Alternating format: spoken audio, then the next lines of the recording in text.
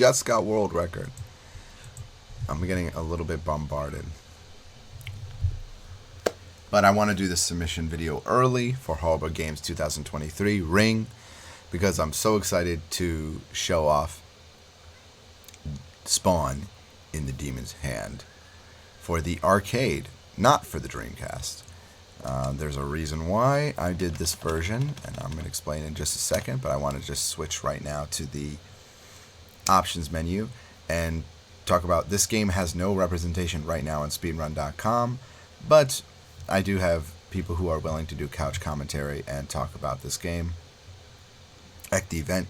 I think it will be a great submission because it's extremely exciting. Even though the balance in both the Dreamcast version and the arcade version can be considered horrible at times, I would say that it's less nasty in this version. In fact, a lot of the characters have cheap stuff in this, but they don't necessarily blast through the game like Al Simmons or some of the other characters do in the Dreamcast version. Am I recording? I did record the world record, yeah, but who knows? It's very possible I could get world record in the Horrible Games Marathon this year. This will be my 4th time submitting and hopefully getting in. This is considered a very mixed game. It has about an average of 60% on review sites, and on some others 50%. It's a love it or hate it kind of game. I love it. I think it really gives a great arcadey shooting fighting experience. It was a 3D arena game, so it's a little bit different from the type of games I've brought in the past, but this is something I've been wanting to show up at the events, and now that I've finally been able to route some of the items and all the characters, I'm more comfortable with kind of having a cool presentation. So we're going to go ahead and save and exit and boot up the game. So all the standard characters in this game have cheap stuff, and I'm going to do my best to explain what's going on and what makes them cheap. But for this event, I want to give a really cool incentive or bonus for viewers watching that they can actually choose the character that I play. And if the Horrible Games staff decides they want to add more characters or subtract characters, feel free to do that. The 4 that I'm going to recommend are Jessica, Tremor, Tiffany, and Grace. And I'm going to show up Jessica because that's who I literally just got the world record with. And she also has the kind of the most varied toolkit where she'll fight in close range and long range with her toolkit. Time is going to start when you hear the kung sound right on this boss attack. And again, this game uses in-game time, but you probably saw in the dip switches there was a penalty time option setting. And what that does is basically when you die in this game, it will actually subtract the time remaining from the stage and affect your in-game time score. Now, it doesn't sound like a bad thing, but in this game, if your time gets to 0, you lose the game.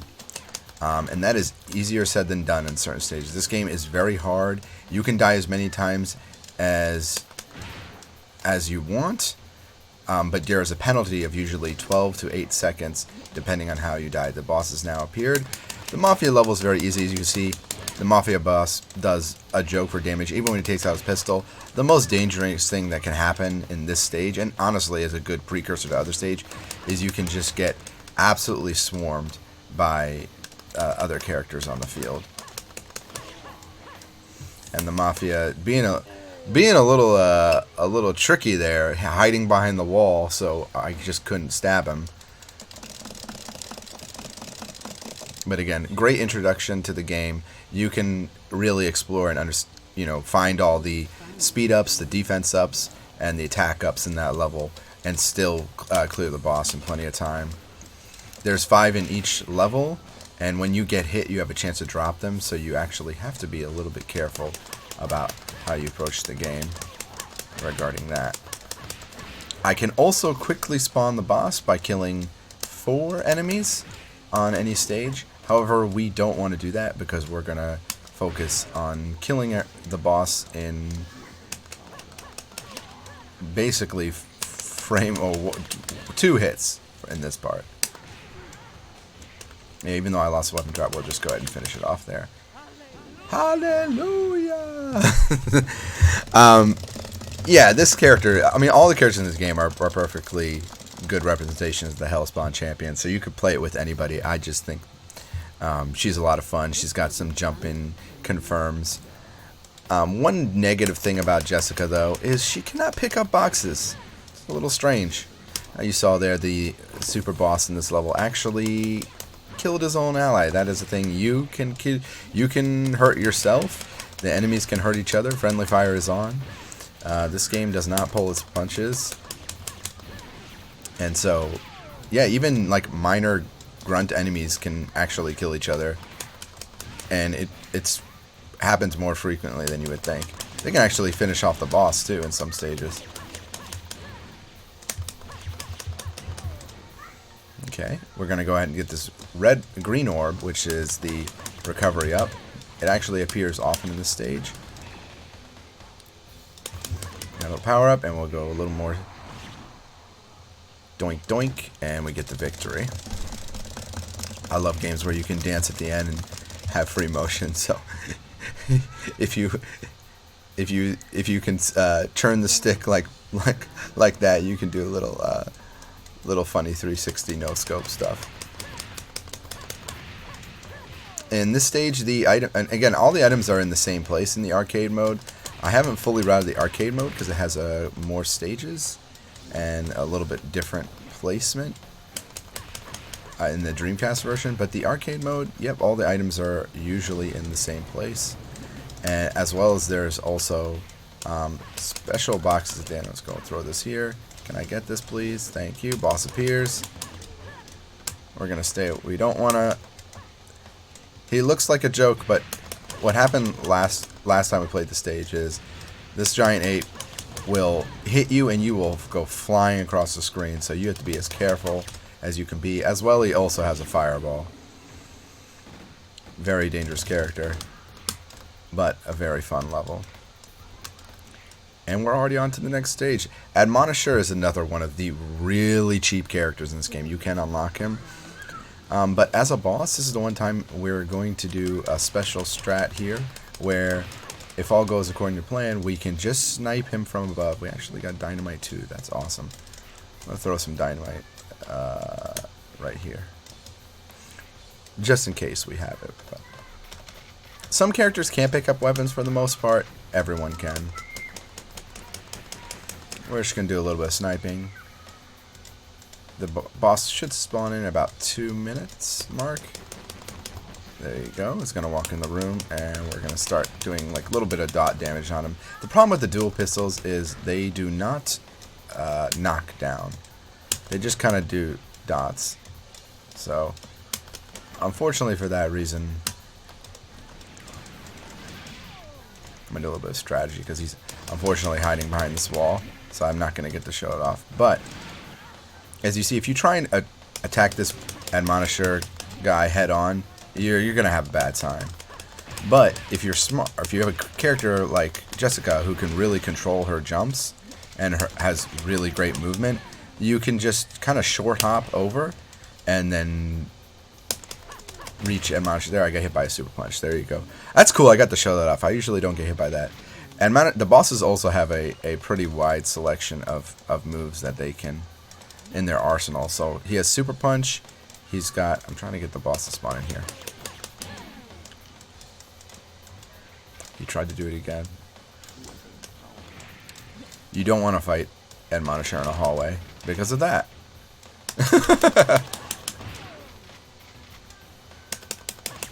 Okay, that was close. That was a good stage, actually, all things considered. It's not often, but usually I get to stand on the top ledge and just dot Admonisher, and then he'll start shooting, and then I can kind of triangle jump around the platforms up top and dot. But for the most part, that strategy won't work from here on out. I can do it on this stage as well, but it's more important to let this overkill boss actually destroy most of the stage with his laser so I can unlock the orbs that will appear and boost my power in the process. So he's gonna probably do a beam again. Okay, did he destroy any of the objects I need? Oh, that was very good. So as you see there, he got angry and did a slam. I'm gonna take a quick death here, minus 12 seconds. That's about standard. I usually take, on average, about 2 deaths in this stage. You kind of just have to let Overkill do his thing and go smashy smash. The arcade version, believe it or not, actually has better lock-on than the Dreamcast version. But overall, this game is known for having a wacky kind of camera and not the best lock-on, because it tends to go for the person closest to you, even if they're not in your view sight.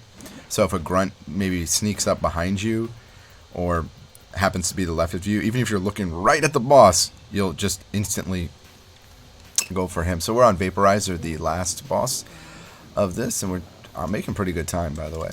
So we're going to go ahead and throw our fists into these boxes over here to get a power-up. And we're going to try and not get hit by poison clouds. And sidestep. Oh. Knockdown. Not enough damage yet. We got rocks tossed at us. Now, there's a cool thing I could do if sometimes in the stage it's rare, but sometimes the boss is a real dummy. And I can possibly get up to one of these little pillars here. Oh, we did it. So what I can do now is maybe... Oh, no, you got a little bit too close. You see there.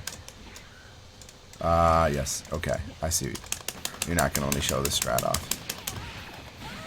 Ooh, 2 hits and you die. Alright.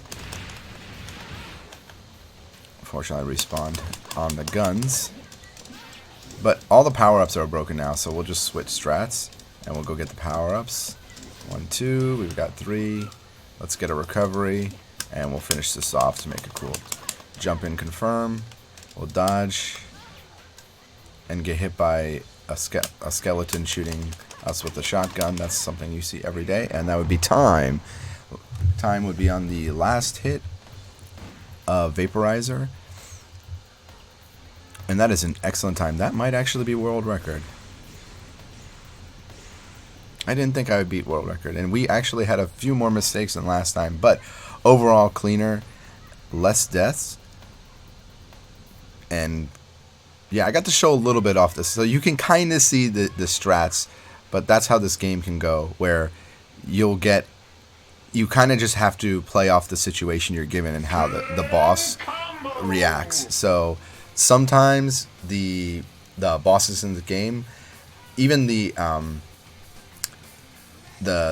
boss with the super punch, atomizer, in some of the other stages, he can actually throw himself into lava, depending on if you spawn him in at the right time and you stay in the right place. It's a bug in the game where the AI will just be like, oh, I'm going to try and chase you, and they'll jump into the lava.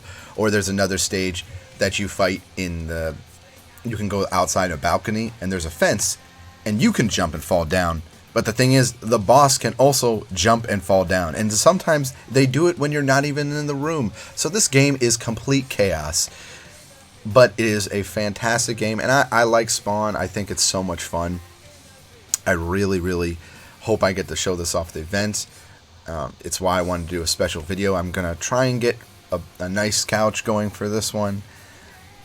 And I had a few more games I'm going to submit as well.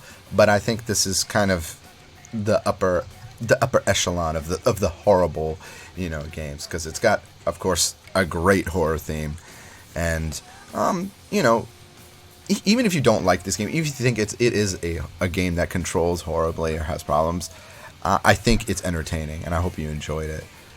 It's a really cool game. If you ever get the chance, definitely play it. Shoot some guns. And staff, if you want me to increase the list of playable characters, even Spawn. I don't think Spawn's that strong in this game. That's why I don't use him. He's just he can stun people in this game, which is kind of cool, but then he has to do either shooting them with a gun or pellet, but he's still playable. Every character can beat this game. I just showed someone off who can really, really do, you know, boss quality damage. Where, you know, Spawn and a few other the characters like Twitch, there's a character named Twitch in this game, have to actually put in a lot of work. And every character plays differently in this game for the most part. But that's Spawn in the Demon's Hand. I hope you enjoyed it. I hope you ask me any questions if you need to. This should be world record, so I will also submit this to the leaderboard. I'm going to try and talk to them getting to add a arcade category.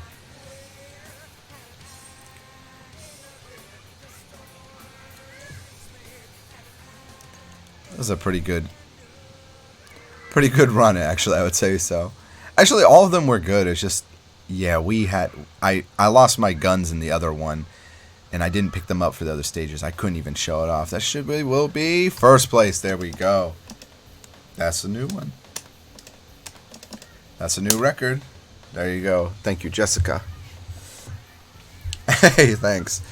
Thank you for the congratulations. GG. And yeah, I'll run this and maybe we can get world record at the event. I'm going to try and do some optimizations. There's still more that can be done.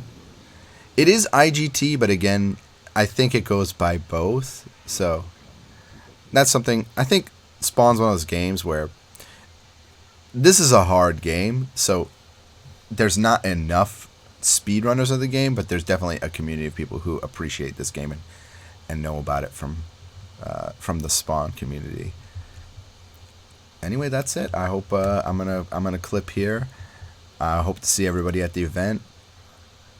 I'm gonna submit a couple of other funny, horrible games, but this is my top choice. This is